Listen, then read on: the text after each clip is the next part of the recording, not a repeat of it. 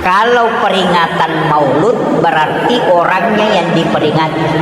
Itu beda. Makanya orang Bugis pakai istilah mamaulu denak kada mamauli. Itu beda. Jadi aku makadaki peringatan maulid Nabi berarti as-sojajinna atau tanggal kelahirannya atau bulan kelahirannya yang diperingati. Ia miko makadaki peringatan maulud Nabi berarti orangnya, bayinya yang diperingati. Makanya OGE bermaulid sepanjang masa, memaulud sepanjang masa. Lente bola barui memaulud. Acara akikah memaulud. Bagaimana caranya dia maulud? Barasanji. Barasanji itu adalah bacaan sirah Nabi. Kenapa dia lakukan? Angkahat desa nana bidda. Ini dulu saya bahas sedikit. Karena ada yang tidak enggak tahu dia nak maulud, tapi aku belum kumbak apa dia itu pagagah. Tidak semua orang melaksanakan maulid. Ada yang menganggap apa yang kita laksanakan ini adalah bid'ah. Jadi angkat tu dia nak maulud. Iya rode enam maulud. Saya kasih bahasa sederhana. Iya ro tau de enam maulu tau ni tau tamaranaka. Karena kalau ditanya, maka dia tak maulu. Karena itu maulid bid'ah dan bid'ah itu sesat. Yang sesat itu masuk neraka. Jadi iya ro tau de enam maulu tau ni tau tamaranaka. Iya to si ro tau mam maulu tau melo tama suruga. Paham ya? Karena ketika ditanya kenapa maulid, saya buktikan cinta kepada Rasulullah. Kenapa kalau cinta kepada Nabi, nanti orang yang cinta itu akan bersamanya di dalam surga. Jadi ia tahu maulu, tahu melo tama surga, ia tahu de enam maulu, tahu mitau tama ranaka. Iya. Jadi jangan berdebat. Nanti ketemunya tidak tahu di mana. Iya. Kemudian ada hadis Imam Bukhari Muslim. Siapa yang lebih mencintai, tidak sempurna iman seorang muslim, dena suku tepat nasib dia salam. Kalau dia tidak lebih mencintai Rasulullah dibanding dengan yang lainnya. Hadis ini tidak dibaca secara teks oleh para ulama dulu, pewaris para nabi, tapi dia mengaplikasikan hadis ini di masyarakat. Ia ko ibaca bawami magampang. Maka dadena suku tepat nasi dia salam. Tidak sempurna iman seorang muslim kecuali dia lebih mencintai Rasulullah dibanding dengan keluarga dan dirinya. Tapi kalau diaplikasikan hadis ini, maka dia tidak akan menempati rumahnya. Nareko meli bola baru, dia tidak akan pindah rumah baru kecuali dia baca barasanji. Kalau dia beli mobil baru, dia tidak akan pakai mobilnya kecuali dia baca barasanji. Kalau dia bikin acara akikah, pasti dia baca barasanji baru dia makan kambingnya. Apa maknanya? Dia takut. Ia kembali di oto. Dek na pakai na rekode nak barasanji. Dia takut kalau dia lebih cinta kepada kendaraannya daripada Rasulullah, sehingga dia dahulukan baca barasanji. Dia tidak tempati rumahnya bermalam kecuali dia baca barasanji sebagai bukti bahwa saya lebih cinta Rasulullah dibanding dengan rumahku. Itulah kenapa setiap apa yang dia miliki dia mengawali dengan barasanji. Ini harus ditahu dulu. Makanya dalilnya jelas, Bukhari Muslim, tapi hadisnya tidak ditempel, tapi hadisnya diaplikasikan. Jadi aku nggak tahu maka dah letek bola baru. Kenapa barasanji? Saya takut kalau rumah ini saya lebih cintai daripada Rasulullah. Makanya saya awali dengan barasanji. Saya buktikan bahwa saya lebih cinta Rasulullah daripada ini rumah. Itu cara ulama menerapkan satu hadis dalam kehidupan masyarakat kita dulu. Itu tidak mudah. kecuali memang ulama-ulama yang paham. Jadi kita ini Maulud memperingati kelahirannya, bukan waktunya. Kalau waktu berarti hanya 12 Rabiul Awal, bulannya kita ambil Rabiul Awal, kalau tanggalnya 12, kalau harinya hari Senin. Tapi Nabi memperingati kelahirannya dengan berpuasa setiap hari Senin. Ini pun ulama terbagi dua. Ini saya harus jelaskan supaya tidak salah kaprah. Di sini ada yang sering puasa Senin Kamis. Biasanya mah puasa Senin Kamis, Bu ya. Nah, saya mau tanya, kenapa puasa Senin Kamis? Nah, bilang itu sunnah. Ya sunnah, alasannya kenapa? Nah, bilang Nabi kerjakan, ya itulah sunnah. Begini, Nabi itu pernah ditanya, magi tak puasa Senin dengan Kamis. Alasannya Nabi puasa Senin itu ada dua. Yang pertama, karena saya dilahirkan, kata Nabi, pada hari Senin. Yang kedua, wahyu pertama turun itu hari Senin. Nah, pertanyaan saya sederhana. Kalau Nabi memperingati kelahirannya karena kebetulan Nabi ditakdirkan oleh Allah lahir hari Senin, maka dia puasakan hari Senin karena itu hari kelahirannya. Pertanyaan ke saya, pertanyaan ke kita, kita lahir hari apa? Hah? Kalau lahir hari Selasa, maka puasa hari Selasa. Kalau lahir hari Rabu, maka puasa hari Rabu. Karena di situ disunnahkan puasa pada hari kelahiran. Karena seandainya Rasulullah dilahirkan hari Rabu, maka Nabi akan puasa di hari Rabu. Cuma karena dia lahir hari Senin, maka dia puasa pada hari Senin. Artinya apa?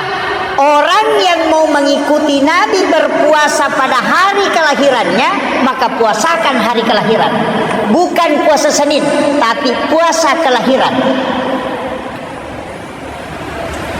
Mereka bilang, wah man rasa nanti ya Ustaz, saya puasa Senin Kamis ini, nah saya lahir hari Rabu. Begini, disinilah ulama membagi dua. Ini harus jangan disalahkan.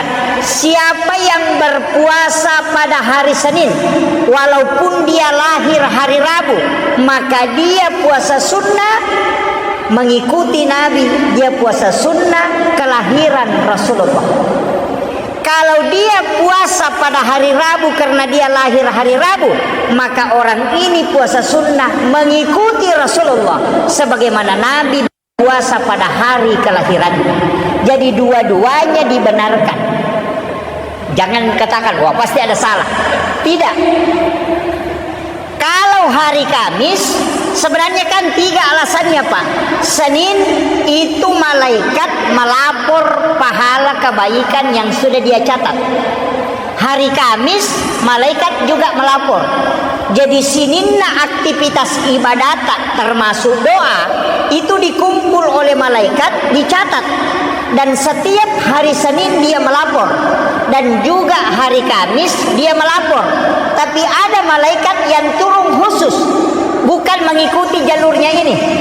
Jadi sama aja Pak Bupati, misalnya ada orang yang diutus camat itu melapor setiap bulan. Ada kepala dinas yang melapor setiap minggu. Ada juga staf ahli mungkin melapor setiap hari. Seperti itu, malaikat juga begitu. Ada yang laporannya sekali hari Senin, sekali hari Kamis. Ada yang melapor setiap satu pekan. Ada itu.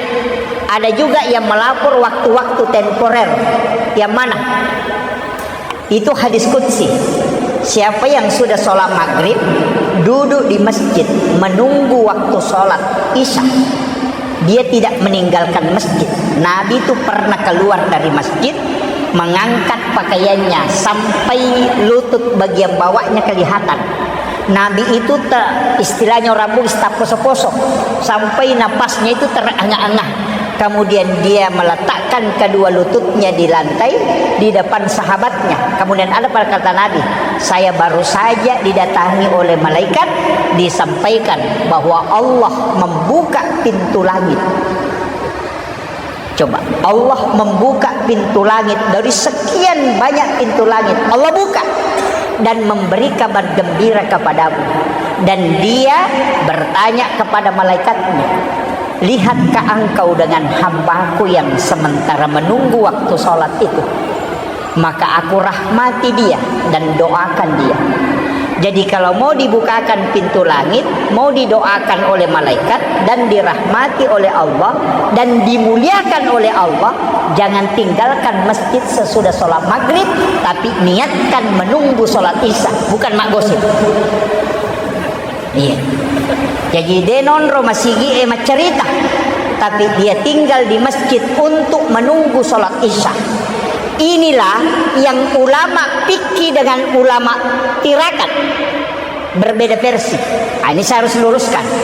Ulama fikih mengatakan hanya yang menunggu di dalam masjid dari sholat maghrib menunggu sholat isya yang dibukakan pintu langit dan dirahmati oleh Allah dan didoakan oleh para malaikat. Ulama tarekat mengatakan tidak, karena yang disebutkan dalam hadis qudsi adalah orang yang meninggalkan sholat fardu dan menunggu sholat fardu berikutnya. Makanya sujud terakhir sholat asar nanti niatkan memang untuk sholat maghrib. Maka bapak kemana saja berarti menuju ke sholat, dan orang itu selalu dirahmati oleh Allah. Ia naruyasa sampajat tepetu. Ini kalau ulama pakai. Nah, kalau ulama fikih tadi yang tinggal di masjid. Kalau ulama tarekat tidak. Biar tinggalkan masjid, laksanakan tugas. Yang menjual, yang di kebun, yang pegawai kayak Pak Bupati tetap jalankan tugasnya. Tapi mesti di sujud terakhir niatkan memang untuk sholat. Jadi niat sholat dengan niat mau sholat itu berbeda. Ya kau niat sempajang, ya kau takbiratul ihram. Kalau niat mau sholat di sujud terakhir. Makanya kenapa Isra Mi'raj itu dua di tempat disebut, minal masjidil haram ilal masjidil aqsa. Hanya dua. Tidak disebutkan minal masjidil haram ilal Madinah wa Bukit Tursina wa Baitul Lahmi wa Masjidil Aqsa. Karena Nabi kan dari Makkah ke Madinah, dari Madinah ke Bukit Tursina, dari Bukit Tursina baru ke Baitul Lahmi, dari Baitul Lahmi baru masuk ke Masjidil Aqsa. Tapi kenapa dua jadi disebut? Masjidil Haram ke Masjidil Aqsa, padahal 5 tempat ditempati. Itu pesan. Ini untuk para pejabat, kepala dinas atau apa. Kalau bapak mau ke Makassar, sholat subuh di masjid di Islamic Center ini, di sujud terakhir sholat subuh niatkan memang kita nanti sholat duhur di mana, kan gitu. Jadi misalnya saya akan sholat duhur di Maros misalnya, atau di Bantimurung lah. Sujud terakhir sholat subuh niatkan memang untuk sholat duhur di sana. Nanti ketika melakukan perjalanan tiba-tiba kecelakaan di tengah jalan kemudian meninggal, Allah itu tanya malaikatnya cuma satu, hambaku dari mana dan dia mau kemana? Maka dijawab oleh malaikat, dia dari sholat subuh di Masjid Islamic Center, dia mau ke Maros melaksanakan sholat duhur. Allah mengatakan jangan kau periksa dia, karena dia meninggalkan rumahku menuju ke rumahku, dan dia tinggalkan sholat menuju ke sholat. Ia naronasa tau pandrita diolo, maka da sampajat tepat tu ipake na rekomelo selama. Kalau bukan ini dipakai, maka kita orang yang paling rugi. Karena banyak pejabat kalau mau jalan, apa dia bilang? Di mana ki nanti singgah makan? Ini yang banyak Pak keliru. Dan kalau kita putuskan sholat dari sholat asar misalnya, nanti kita putus sholat asar, salam tertutup, tidak disambung ke sholat maghrib, nanti kita berzikir baru dapat pahala, nanti kita baca Quran baru dapat pahala. Tapi ketika kita di sujud terakhir niatkan memang untuk sholat, setiap langkah kaki tidak ada zikir, tetap dinilai zikir, karena orang itu melangkah menuju ke kebaikan. Dia nanti nasa tahu pandrita angka zikiri dena lepaka ngilillah, dena core ipena, dan dia tidak pernah dilapaskan, tapi dia berzikir seluruh tubuh karena tubuhnya menuju ke sholat. Inilah hakikat yang dipakai ulama dulu. Kalau ini tidak dipakai, Pak Man rasa 5 menit sholat duhur, 5 menit sholat asar, 5 menit sholat maghrib, 5 menit sholat isya, 5 menit sholat subuh, 5 kali 5 hanya 25 menit. Ya kumak gosip isi tengah jak bangkerok. Ini penting saya sampaikan. Artinya bagaimana dalam kehidupan ini kita terikat dengan ibadah. Itulah makna hadis Nabi yang diangkat oleh Imamul Ghazali dalam kitab Ihya Ulumuddin. Apa dia bilang? Rasulullah mengatakan umatku adalah umat yang terbaik karena dia meninggalkan satu kebaikan menuju ke kebaikan yang lain. Maka saya wasiatkan, sambung semua. Kita sedekah subuh, niatkan memang sedekah subuh untuk subuh berikutnya. Kita tarawih terakhir di Ramadan, sujud terakhir, niatkan memang tarawih tahun depan. Kalau kita melaksanakan kurban pada saat penyembelihan, niatkan memang berkurban tahun depan. Itulah alasan kenapa kita bisa kekal di dalam surga padahal ibadah kita terbatas. Karena niat melakukan kebaikan yang selalu dilipat gandakan oleh Allah. Itulah orang-orang yang beruntung yang berjalan di muka bumi. Kalau ini tidak dipakai, man rasa saya sedikit kaji ke tarekahnya, karena kalau tidak dipakai itu Pak Man rasa kita bahaya tuh. Dalam kehidupan ini kan berat. Kalau kita mau masuk, kenapa kita bermaulid? Saya itu termasuk penceramah yang biasa sering ada orang yang mengatakan tidak punya dalil. Karena dia mengatakan kenapa selalu pakai bahasa orang tua kita dulu, pakai ulama kita dulu. Kenapa tidak langsung ke Nabi dan Rasul? Pakai Al-Quran dan hadis. Saya itu jawabannya gampang, Pak. Saya ini penceramah, bukan mufti. Saya ini khutbah, bukan ulama. Jadi jangan panggil saya ulama, bukan. Saya ini khutbah. Kalau ulama, ilmunya dia tahu. Dia yang meramu. Sama tukang masak, ada tukang masak istilahnya jenang kan, ada yang mengantar makanan. Sama di warkop, ada yang meracik makanan, ada yang ngantar. Saya ini hanya mengantar ilmu agama, bukan meracik ilmu agama. Nanti kalau pendapat yang saya sampaikan selalu berpatokan ke ulama. Menurut guru Kiai Abdul Rahman Ambodale, menurut guru Sa'adat, menurut Imam Syafi'i, menurut Imam Malik. Tidak pernah saya mengatakan menurut saya. Kenapa saya pakai menurut Imam Syafi'i? Karena saya belum bisa berfatwa.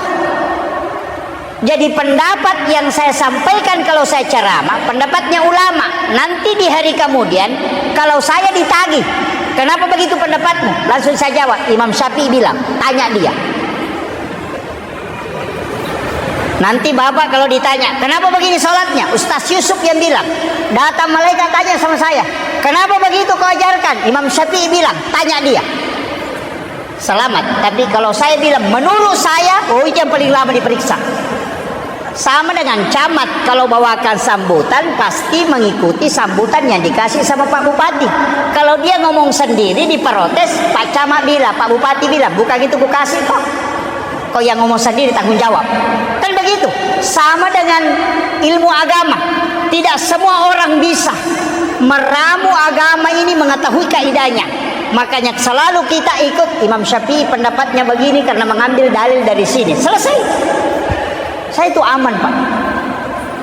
Makanya nanti Bapak kalau ditanya, kan orang bisa masuk surga karena ulama, melalui jalur ulama, syafaat ulama kan, syafaat para wali. Kan gampang aja tuh. Ini. Makanya enggak usah khawatir. Kita beragama itu biasa-biasa aja. Sama dengan ustaz, enggak usah terlalu kita ini yang pakai lah ini terlalu ini kemudian kayak seakan-akan tidak makan nasi, tidak makan ini. Itu bahaya. Biasa sedikit-sedikit dia mengaku nabi. Iya, karena terlalu tinggi Nabi bilang bisa mengaku Nabi. Tapi ustaz yang sering jalan itu pergi ke warkop apa, kalau dia mengaku Nabi tidak ada yang percaya. Nabi bilang asak Nabi begitu modelnya. Ini makanya ulama kita itu kadang mengembala kambing, kadang bertani, karena dia menjaga diri juga supaya tidak terlalu dikultuskan. Itu kan jadi masalah juga. Nanti kalau pakai surban sudah tasbihnya besar, baru jenggotnya panjang, oh, subhanallah, subhanallah, subhanallah. Wah, ini kayaknya Nabi. Itu bahaya. Nah, makanya tradisi-tradisi masyarakat kita, ulama kita dulu itu luar biasa. Tapi saya ingin kasih tahu begini. Jalur masuk surga itu cuma dua. Tidak ada jalur lain. Cuma dua. Jadi kalau Bapak mau masuk surga, lewati di dua jalur. Yang pertama adalah jalur rahmat. Orang Bugis bilang pamase. Pamasena pun Allah Ta'ala. Ini jalur rahmat tidak pernah dibuka. Dia tertutup. Itu rahasia. Tidak ada yang tahu. Karena mana yang dirahmati oleh Allah ibadat tidak ditahu. Makanya ada wanita WTS anjing kehausan dikasih minum itu dirahmati kan. Makanya ibadah sekecil apapun kalau Allah rahmati di situ jalurnya, tapi sebesar apapun kalau Allah tidak rahmati, mohon maaf. Ini jalur pertama. Jalur kedua syafaat. Syafaat terbagi 4.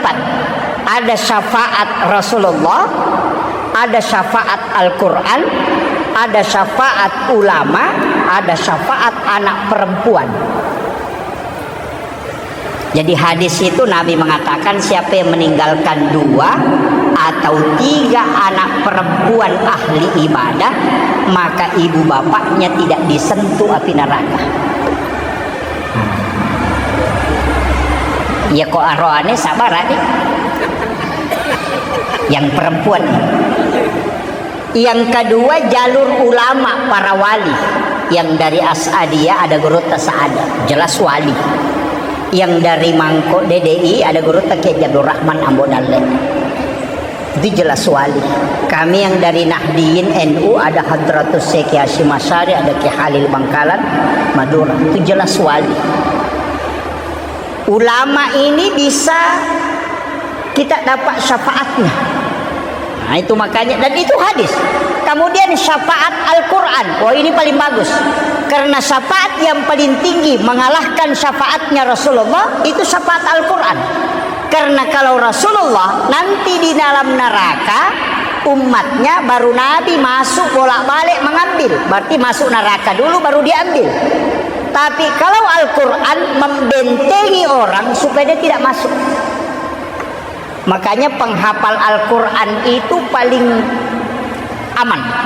Tapi kalau dia lupa hafalannya paling celaka. Iya, karena tidak ada yang membuat Rasulullah menangis di dalam neraka kecuali dia melihat penghafal yang sudah berenang di atas bara api kemudian keluar api dari mulutnya. Itu para penghafal Al-Quran yang lupa hafalannya. Iya, makanya kalau mau selamat jangan hafal. Nah, itu. Iya. Makanya banyak penghafal Al-Quran itu tidak hafal juz 30. Sengaja karena yang paling ruwet diingat itu juz 30. Iya. Karena di situ banyak sama-sama ujungnya. Gitu. Makanya imam penghafal Al-Quran itu kadang takut mengambil juz 10 itu bacaan surah karena biasa belok-belok itu. Tapi kalau mungkin hafalannya insya Allah tidak. Iya. Nah, kemudian tapi jangan khawatir dengan itu karena jalur masuk surga itu tadi kan banyak. Nah, saya bukakan 2 jalur ini juga 2 jalur ibadah. Jalur rahmat dari mana? Itu ibadah wajib. Jalur syafaat itu ibadah sunnah. Makanya semua ibadah itu terbagi 2. Salat ada wajib, ada sunnah. Haji wajib, ada umrah sunnah. Syahadat wajib, ada salawat yang sunnah. Puasa wajib, ada puasa sunnah. Kenapa ada wajib, ada sunnah? Salat wajib itu lari ke rahmat, sedangkan salat sunnah itu lari ke syafaat. Makanya Nabi mengatakan, kalau kau mau bersamaku di dalam surga, maka perbanyak sujudmu. Tidak mungkin sholat wajib, karena sholat wajib tidak bisa ditambah. Yang bisa diperbanyak adalah sholat sunnah. Makanya ibadah itu, ibadah wajib hampir semua tidak disebut pahalanya, tapi ibadah sunnah disebut pahalanya. Kenapa? Karena wajib itu jalur rahmat, tidak butuh nilai pahala, tapi itu penghambaan. Ibadah sunnah itu butuh nilai pahala sebagai memotivasi orang untuk memperbanyak supaya dia bisa mendapatkan syafaat. Makanya ibadah terbagi dua, jalur masuk surga juga dua. Nah, makanya kalau bapak sholat fardu tapi sholat duhur nanti sholat asar, langsung sholat asar tidak sholat sunnah, iya, jalur rahmat saja diharap, tidak berharap jalur syafaat. Kalau tidak lolos ibadah wajib, angkat tangan. Gitu kan, gitu. Iya, kalau zakat saja masuk di basnas, tidak ada sedekah. Kalau zakatnya bermasalah, berarti rahmat tidak bisa dapat. Tapi kalau ada sedekah, nanti jalur syafaat. Makanya Allah mengatakan, periksa ibadah wajibnya. Kalau dia tidak lolos, periksa ibadah sunnahnya. Artinya kalau bukan rahmatku, nanti syafaat nabinya. Itu kuncinya. Dari situlah kenapa kita harus menguatkan ibadah sunnah. Jangan mengatakan sunnah gini, oh jangan. Justru itu ibadah syafaatnya di situ. Dan doanya Nabi. Saya pernah buka kitab sampai saya menangis itu. Belum selesai saya baca itu saya menangis. Kenapa saya menangis? Saya bilang, wah, kalau ini dipakai, selamat semua kita. Iya. Makanya saya itu salah satu penceramah, Pak, selalu buka jalur muda masuk surga. Saya itu tidak pernah mengatakan masuk neraka, di blender di sini, disiksa di sini. Saya pantang. Karena Nabi itu pernah berdoa, doanya itu ada 22. Cuma satu yang tidak diterima. Ini penting. Makanya kalau Pak Bupati ini masuk neraka itu fatal itu. Pak Kepala Dinas masuk neraka itu fatal itu. Kenapa? Karena ibadah ini sudah di stop oleh Nabi. Jadi Nabi itu sudah blok. Ini jalur masuk neraka, dia blok itu. Ini lewat di sini nanti, dia blok itu. Semua jalur masuk neraka itu Nabi blok. Dan itu hadis. Pertama, apa yang diminta Nabi? Ya Allah, pendekkan umurnya umatku. Pendekkan, jangan panjang. Makanya Nabi mengatakan likulli syai'in hasabi wa hasabi ummati baina sittina wa sab'in. Umurnya umat itu antara 60-70 tahun. Makanya kalau ada keluarga tak meninggal di umur 60 tahun, bersyukur, karena itu Nabi yang memanggil itu. Cuma tidak baiknya kita mengatakan alhamdulillah sudah meninggal bapaknya. Jangan. 60-70 tahun itu Nabi minta. Kenapa Nabi minta? Apa kata Nabi? Saya khawatir kalau umurnya panjang dia melakukan dosa, terlalu lama dia bermaksiat, sehingga hisapnya lama. Tapi kalau pendek umurnya, diperiksanya sebentar. Kalau ada camat menjabat 20 tahun, pasti lama diperiksa. Kalau hanya 3 bulan, sebentar diperiksa. Iya begitu. Iya, makanya hidup 60 tahun, lebih banyak tidurnya. Lebih banyak tidur itu, Pak. Kalau ada orang tidur jam 9 malam, nanti bangun jam 9 pagi, tidur lagi jam 1 siang, nanti jam 3 sore baru bangun. Itu orang kalau 60 tahun umurnya, hanya 23 tahun dia hidup. Ya, lebih banyak tidur. Nabi itu kan minta supaya ini tidak lama. Kenapa? Karena kapan lama? Lama dihisap, yang kedua bisa berdosa. Kemudian apa diminta Nabi? Karena pendek umurnya umatku, dia kasih tahu Allah, ya Rabb, karena umurnya umatku pendek, maka saya minta 2 hal. Yang pertama, ketika dia melakukan kebaikan lipat gandakan. Tapi kalau dia melakukan dosa cukup 1. Tapi ketika dia bertaubat, kau ganti dengan kebaikan. Coba. Ini yang kalau orang tahu, Pak, ini mungkin jalur korupsi. Ya kan? Ketika dia salah, cukup 1 kau tulis. Tapi ketika dia melakukan kebaikan, maka tulis sampai 10 kali lipat. Tapi ketika dia salah dan dia bertaubat, maka kau hapus itu dan ganti menjadi kebaikan. Coba. Itu saking mudahnya. Sudah itu apa kata Nabi?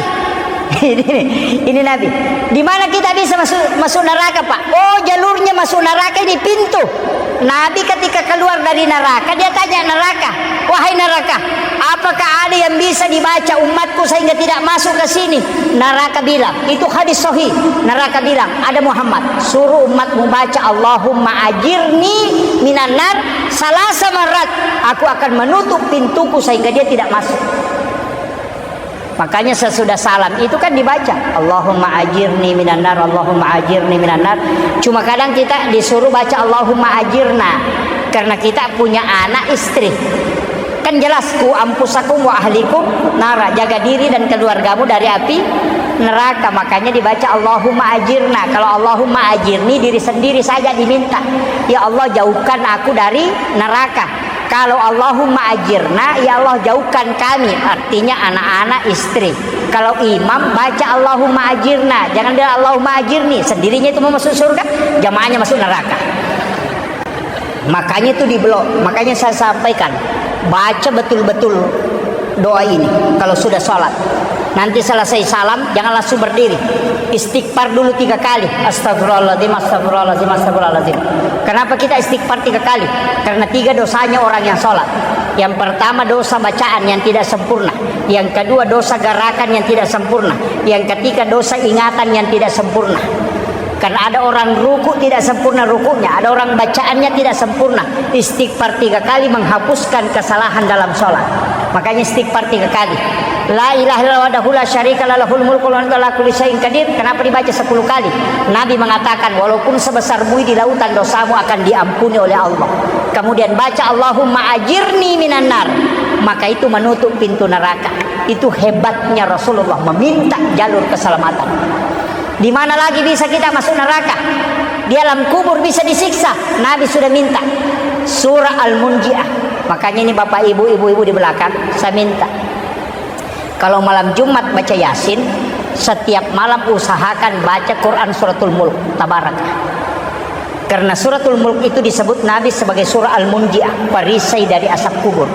Kalau mau tidak disentuh asap kubur, maka baca suratul Mulk sampai hafal. Ya kutulle mapla suratul Mulk, Tabarakah, insyaallah. Dan orang yang ada wudunya kemudian membaca suratul Mulk sampai dia hafal, itu jasadnya tidak akan dimakan oleh tanah, akan utuh sampai kain kafannya itu tidak akan hancur. Itu barakatnya suratul Mulk itu. Iya. Ini penting saya sampaikan ini supaya kita bisa mengamalkan itu. Enggak susah. Yang bilang, "Weh, panjang Pak Ustaz kalau suratul Mulk." Kalau panjang suratul Mulk, ada satu surah Nabi janjikan, siapa yang mencintai surah ini dan menghafalnya, maka dia akan mendapatkan syafaatku. Apa? Surah Al-Kautsar. Hafal surah Al-Kautsar. Kalau tidak hafal, inna ataina. Kalau tidak hafal inna ataina, mati saja. Iya. Nabi itu diberi hadiah dengan surah Al-Kautsar. Makanya ketika anaknya Ibrahim wafat, itu Nabi gundah gulana, maka turunlah surah Al-Kautsar ini untuk menenangkan hatinya Rasulullah. Maka ulama mengatakan setiap yang bergejolak itu bisa ditenangkan dengan surah Al-Kautsar. Makanya ibu-ibu kalau goreng ikan tidak mau meletus, suruh baca Al-Kautsar, baru dia letakkan ikannya di minyak, itu tidak akan meletus. Orang yang goreng telur baca Al-Kautsar baru letakkan telurnya di minyak, itu tidak akan meletus. Dan itu dibuktikan dari dulu turun temurun orang tua kita, dan itu terbukti. Sama kalau kita naik perahu kemudian ombak besar, baca aja itu. Ambil itu air yang terpercik ke atas, pegang kemudian bacakan surah Al-Kautsar, baru kasih jatuh kembali. Itu diam itu. Naik pesawat kalau cuaca tidak bagus, tempel tangan di pinggir pesawat itu, baru baca surah Al-Kautsar, insya Allah tenang itu. Itu dari dulu ulama kita pakai itu. Bahkan anak yang rewel itu bisa dibacakan surah Al-Kautsar, tapi dibaca dengan satu nafas. Itu dibaca dengan satu nafas. Saya dapat ilmu itu dari salah satu mursyid tarekat. Itu hebatnya surah Al-Kautsar itu, Pak. Itu sampai ayam yang disembeli, enggak usah. Kalau ayam enggak usah. Kalau ayam yang disembeli Kalau dia tidak mau terlalu bergerak, letakkan kemudian baca surah Al-Kautsar satu napas, baru tindih sedikit begini baru lepas. Itu tidak terlalu bergerak. Bahkan ada yang tidak bergerak itu sampai mati. Itu istilahnya bukan kita ambil terjemahannya, tapi barakahnya surat ini luar biasa. Itu makanya kalau ada orang suka marah-marah, istri yang suka marah-marah, bacakan surah Al-Kautsar. Iya. Tapi istri itu kan marah-marah juga pasti ada alasannya. Iya. Kadang karena mau kedatangan tamu, kadang juga bapaknya memang dia bikin jengkel. Iya. Saya itu terus terang sampaikan, kalau mau hidupnya berkah, cintai istrimu sepenuh hati. Para pejabat yang hadir, siapapun, kalau mau rusak, maka cobalah melakukan penyelewengan. Istilah sekarangnya selingkuh, pasti jatuh. Sehebat apapun orang, kalau dia melakukan perzinahan, pasti jatuh. Makanya Allah mengatakan wasa'asabila, jalan yang paling hina. Pengusaha yang melakukan itu pasti jatuh. Tapi coba lihat, siapa yang paling tinggi kasih sayang dan cintanya kepada istrinya, pasti hidupnya berkah dan selalu diangkat derajatnya. Iya, itu aja kuncinya, Pak. Kalau mau buktikan, saya sering ceramahkan ini. Bagaimana hebatnya Soeharto bisa memimpin dengan tangan besinya. Tapi kapan dia jatuh? Ketika Ibu Tin wafat. Tidak bisa dia melakukan apa-apa. Yang kedua, Pak Habibie hebat, siapa tidak mengakui. Tapi kapan dia tidak bisa melakukan apa-apa? Ketika Ibu Ainun tidak ada di sisi. Ada sekarang yang masih hidup, Panglima TNI Bapak Susilo Bambang Yudhoyono, 2 kali jadi presiden. Bagaimana hebatnya ketika Ibu Ani masih hidup. Tapi setelah Ibu Ani meninggal, coba lihat, kebijakan politik tidak pernah menentu ketika dia melakukan kebijakan. Kenapa? Karena yang menopang keberkahan telah hilang. Dan itu bahaya. Kehebatan seorang pemimpin itu lihat siapa yang di belakangnya. Makanya Pak Bupati ini cuma 2 orang yang saya kagumi itu, Pak. Kalau bukan istri beliau, berarti ibunya. Karena 2 orang ini pasti hebat. Makanya kalau mau buka usaha apapun, saya diwasiatkan oleh guru kami, nah, kalau menikah, usahakan di mahar pernikahan itu ada uang, kau masukkan, jangan hanya emas, paling tidak ada uang. Kenapa? Ketika kau mau buka usaha, minta mahar itu kau jadikan sebagai pembuka usaha, dan insya Allah usahamu tidak akan bangkrut, karena Allah janji bahwa di dalam mahar saya menyimpan barakah.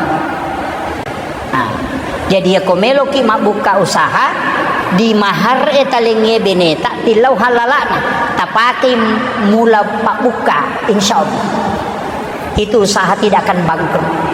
Maka dari apa kami sikit memang. Yang kedua, saya sampaikan ini penting ini. Perempuan suruh dia berdoa karena 3 kali lebih cepat doanya diijabah dibanding laki-laki. Itu hebatnya wanita. Makanya saya itu, Pak, jarang sekali berdoa. Paling dipastikan itu paling jarang. Saya kadang berdoa itu hanya untuk santri, hanya untuk jamaah. Kalau untuk pribadi jarang. Saya selalu minta ke istri itu. Saya cuma bikinkan ini yang saya butuh begini, saya ini minta. Dan ketika wanita yang sujud, itu malaikat sudah menunggu, pintu langit sudah terbuka sebelum dia mengangkat kepalanya. Itu saking berakahnya seorang wanita. Makanya kan saking mulianya wanita di hadapan Allah, menyiapkan saja minum untuk suaminya, itu mengalahkan pahala jihad, kata Nabi. Coba. Makanya wanita itu kalau mau masuk surga paling gampang. Cuma kadang dia selalu cari jalan masuk neraka. Ya kan? Iya, paling gampang itu kalau mau masuk surga. Nah, jaminannya gampang sekali. Ridho suami, jaga sholat fardu, jaga sholat ibadah puasa, kemudian yang keempat adalah syahwat. Itu aja. Tidak ada jaminan ke laki-laki begitu Pak, tidak ada. Nabi bilang puasa, sholat, puasa, kemudian syahwat, kemudian cinta istri, masuk surga. Tidak ada. Yang ada itu siapa wanita yang mendapatkan ridhonya suaminya, yang kedua menjaga sholatnya, puasanya, kemudian syahwat, maka dia memilih pintu surga mana saja yang dia mau masuk. Itu enaknya perempuan. Kalau ada janda di sini tinggal 3, karena kan tidak ada suaminya.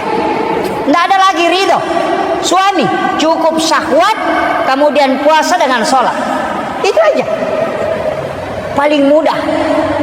Cuma bapak-bapak ini kalau mau dapat pintu surga cepat, usahakan cinta kepada istri dengan kedua orang tua itu. Saya selalu bilang begini Pak, tidak ada sedekah yang paling besar pahalanya kecuali sedekah ke ibu bapak. Karena itu membuka 700 pintu rezeki. Kalau ada orang susah sekali rezekinya, suruh sedekahi orang tuanya.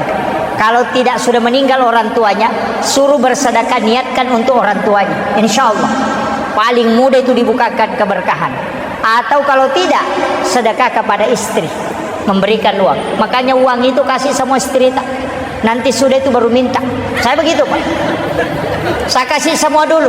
Dia sudah pegang, dia doakan, baru saya minta. Kasih saya sekian, saya butuh sekian untuk saya pakai. Karena tidak bisa juga laki-laki tidak bawa uang. Nanti singgah di warkop minum kopi, ada sahabatnya, Nabi lawa. Apalagi kau kepala dinas. Wah ini sudah kepala dinas, masa kita yang traktir kopi, wah itu jadi masalah. Makanya tetap harus bawa uang. Nah itu itu begitu. Cuma sekarang kan orang tidak pakai barakahnya itu. Kemudian ini saya ceramah sampai asar ya. Jam berapa masuk asar? Ya, tinggal 10 menit. Oke, saya ambil maratonnya. Nabi dalam versi tasawuf itu ada 2. Ada Nurun Muhammad, ada Muhammad. Kenapa disebut Nurun Muhammad? Karena dia nur sebelum jasad. Makanya solawat untuk nur disebut solawat Jibril. Bentuknya fi'il madhi. Kemudian solawat untuk Muhammad itu disebut fi'il mudhari. Makanya sallallahu ala Muhammad itu bentuk fi'il madhi, bentuk lampau. Kenapa bentuk lampau? Karena belum jadi jasadnya. Makanya Nabi itu, Nabi tak pamulangi ri hakiki, pacapurangi ri lahirangnya. Apa maknanya? Di alam hakikat itu kan dalilnya jelas. Qad ja'akum minallahi nurun wa kitabun mubin. Telah datang dari Tuhanmu cahaya, baru wa kitabun mubin. Jadi Al-Quran, Taurat, Injil, Zabur itu belakangan. Yang pertama datang itu nur. Makanya disebut qad ja'akum minallahi nurun. Itulah Nurun Muhammad. Itu kuncinya. Kemudian semua nabi bersolawat. Nabi Adam solawat, Nabi Ibrahim solawat, Nabi Musa bersolawat. Kenapa dia solawat kepada Nabi? Padahal Nabi kan belum lahir, baru nurnya. Karena segala sesuatu diciptakan dari Nurun Muhammad. Itulah maknanya likulli syai'in min nurin Muhammad. Kita semua ini ada nur. Itulah yang disebut dengan rahasia. Di setiap makanan itu ada nur. Maka itulah yang berzikir. Makanya Bapak jangan takut makan kambing, karena kambing itu dari Nurul Muhammad. Jangan takut makan udang, karena udang itu dari Nurul Muhammad. Di dalamnya ada nur. Makanya orang tua dulu bilang begini, anta min nurin Muhammad wa ana min nurin Muhammad udkhulu fi batni min nurin Muhammad. Ya kipak dicarogi poloko ko nuru Muhammad ipancaji. Iya poloko mato nuru Muhammad. Tamo ko musiruntu nurna nabitta moncaji pak bura. Makan makanan itu dia tidak akan merusak. Yana tu nasa to pandeta alai pak bura. Yo pidi napai taulu na bembe tak pemati kolesterol. Tekanan. Ini kan karena tidak pakai itu. Makanya saya itu biasa kalau makan, kalau saya lihat oh ini makanan terlalu banyak lemaknya banyak, langsung saya ambil, kemudian cium, baca sholawat, baru saya niatkan. Kau sudah diciptakan dari Nur Muhammad, di dalam diriku pun ada Nur Muhammad, maka masuklah dengan nur itu menyatu menjadi obat. Kemudian makan, insya Allah tidak akan merusak, tidak akan tinggi kolesterol dan tekanan itu. Itu yang dipakai orang tua dulu. Nah kada alai pak borah. Semua makanan Saya pernah ketemu dengan petinggi NU itu Pak, seorang kiai sepuh yang merokok itu po 4 bungkus satu hari. Tapi di ronseng itu dokter mengatakan, wah luar biasa ini, untung bapak tidak merokok. Apa dia bilang? Siapa bilang tidak merokok 4 bungkus satu hari? Ternyata dia pakai itu. Dia bacakan suratul Fatihah baru dia cium. Dia niatkan sebagai obat, dia racunnya dilepas, kemudian dia bakar. Makanya biasa kalau orang tua itu mau merokok, dia cium dulu baru dia bakar. Itu ilmunya. Ya, tapi saya tidak suruh bapak merokok. Ya, saya cuma kasih tahu. Ya, saya dapat ilmu itu ada beberapa dari kiai, tapi kadang saya sampaikan di ceramah. Sebenarnya ilmu itu begini. Ini penting saya luruskan. Ada tarekat, ilmu tasawuf, turun ke bawah ada ilmu hikmah, turun ke bawah ada ilmu tauhid, di bawah tauhid ini ada fikih. Makanya kajian Islam, kajian iman, kajian ihsan. Antara tasawuf dengan tauhid itu hikmah. Hikmah ini di tengah-tengah, jadi bukan tasawuf. Orang Bone, orang Bulukumba, orang Wajo, orang Sidrap itu paham betul ilmu hikmah. Sampai orang-orang yang merantau ke Kalimantan sering saya ketemu, itu banyak yang tahu ilmu hikmah. Ada memang kitabnya, ada ulamanya. Saya, tapi ini off the record, jangan sampai. Itu ilmunya orang dulu. Kan dulu tidak pakai pistol, itu pakai parang, kawali namanya. Itu diukur, kawali itu diukur pakai kepala. Jadi ditarikkan benang, ditarik sampai ketemu, baru ditarik lurus, baru bawa ke tukang bikin parang, bikinkan saya kawali sepanjang ini. Itu ukurannya, ukuran kepalanya. Kenapa? Ketika kawali seukuran kepala atau parang seukuran kepala, nah kita bawa, orang cabut dia mau tikam kita, itu tidak bisa tercabut dari sarangnya. Tidak ada baca-bacanya. Itu kuncinya. Yang penting kalau dia mau cabut napas, itu tidak bisa dia cabut. Itulah orang dulu mengatakan ada ilmunya hebat sehingga parahnya tidak bisa tercabut. Selama seukuran kepalanya, itu tidak akan tercabut. Itu ilmunya orang dulu. Sama kalau pintu Pak, tidak sembarang itu. Kalau orang bikin pintu rumah itu tidak sembarang. Dia di rumahnya menghadap ke barat, dia simpan di sini. Itu pintu ulama. Rumah itu kalau ada ulama datang pasti ke situ.